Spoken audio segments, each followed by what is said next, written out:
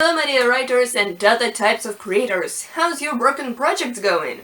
So in this video I'd like to talk with you about sidekicks and secondary characters, why do we need them, and how they tend to be underestimated by some writers, and how can we deal with this adorable little problem. Begin with sidekicks are basically secondary or supportive characters of your story.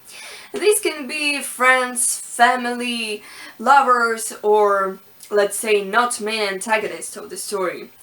These people, and not only people depending on the story that you write, they play a role in forming a personality and goals of your main hero.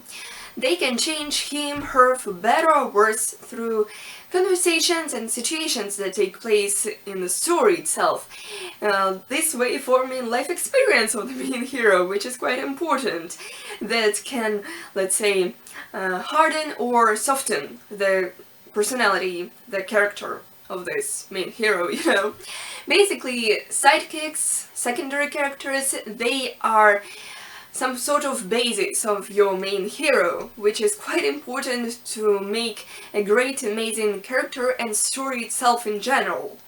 But some writers tend to forget about their importance and make them quite flat and not that interesting. Luckily, it can be avoided with writing just some additional lines throughout the story. In a lot of stories we can notice the fact that secondary characters kind of exist only when they are near with the main hero, while when they aren't, they're kind of like vanishing from the existence. Are they imaginable bros of your main hero? What? I mean, like, yes, the story is about your main character, that's why he, she is main, but secondary characters have their own lives too. While they're not around your main hero, they do stuff of their own with their own sidekicks. And they do have their own personality and goals that don't have to be the same as your main heroes, your main characters. I mean, like, it's kind of obvious, isn't it? Just like in real life. Who would have known?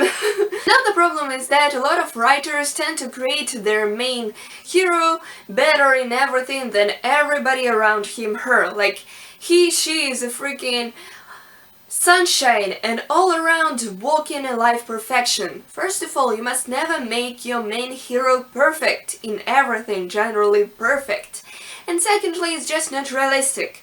One person is more experienced in one field, another in the second, because they are working in this field or interested in this topic or like something, you know. And that's why your main hero will be in need of these secondary characters' help and support. That's why they will meet in general, because if your character main hero is so freaking perfect, then why would he need someone to help him? I mean, like, he's perfect, he can deal with anything on his her own. Why would you need secondary characters at all in this scenario? I don't know. Do you? All in all, I'm not telling you to write an opus magnum in your story about every secondary character, but you have to have some sort of a profile about these characters, which includes their personalities and goals, what they do throughout the story, why and with whom. In the story itself you can give some hints and details about their activities through dialogues and narrative. That's it! It's not that hard, but it makes your characters, your secondary characters, and the story itself more dimensional, if it can be said so.